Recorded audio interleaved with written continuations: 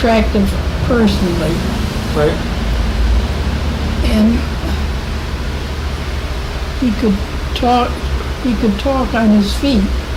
He didn't have to stop and think about what he was going to say. It just came naturally for him to speak right out. Right. And Ernie, how long was Ernie with Bob Jackson? Well, he was there until after Bob went to Washington to be with Franklin Roosevelt. Right. But the rest of the firm all stayed together, including Ernie. What was the name of the firm?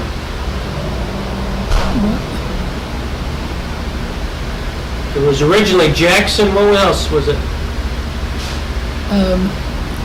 Gerald Herrick Right. and John, I think his name was John, somebody Durkin. Mm-hmm. Jackson, Herrick, Durkin, and Leet. That's right. My memory's very bad. It's very good.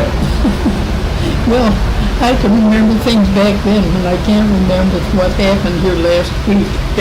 Well, I can't remember what happened yesterday. Now, you say you lived next door, Next door to Bob. so you knew Mrs. Jackson. Yes, Irene. What was she like? She was awfully nice. Just as nice as she could be. I think she objected to Bob spending so much money on horses because he rode a lot. Mm-hmm. And she said, well, if we ever go to the poorhouse, we'll go behind a good horse. She was a very nice woman, and she didn't look at all like the woman they had in the movie. Right. Because she had black hair, and I understand the one in the movie is blonde. Mm-hmm. Democrat? Jackson? Yes, yes. And my husband was just as ardent a Republican. Years later, did people wonder how they got along? I don't know. They got along. Anybody could get along with Bob. I don't know how they got along. They must have gotten along because Ernie was still there when Bob went away to Washington. Right. Maybe I ought not to tell you. But Bob kept him.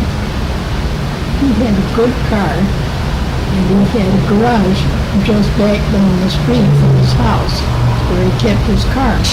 And he came out of there in the wintertime in deep snow. And he got stuck in the snow.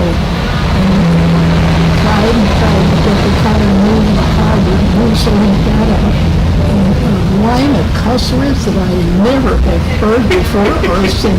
And he kicked that car for all he was worth. He kicked the tires, and he went around and kicked the other tires. Cussing loudly all the time. My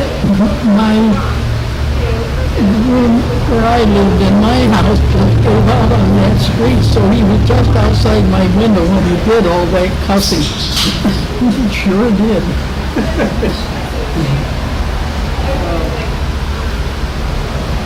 Do you remember any other anecdotes about Bob Jackson? That's a very good one. No, I don't remember. He had, I used to go over there to dinner. Now and then we went to, maybe it was no, it wasn't Thanksgiving, but anyway, we had roast turkey. And the girl came in carrying a turkey on a big silver tray. And she stumbled over something and tipped the tray, and the turkey just shot right across the floor. She went over and picked it up, put it back on the platter, and put it on the table in front of Bob. Everybody laughed. That was good for a laugh. Nobody cared. Yeah. What horses? Yeah. He rode a lot. In fact, the first time I ever saw him, before I knew who he was, but I was out horseback riding with a friend of mine whose father owned the stables up at Lakewood. So he picked out nice, gentle horses for these two kids who'd never ridden before and sent us off on the way. And first thing I knew, this man caught up with us. And he says, "Hello, girls, I'm Bob Jackson." He says, "How's the riding?" And that was first. I knew who he was because I'd seen him, but I hadn't met him before. The people that I got picked up by Bob Jackson.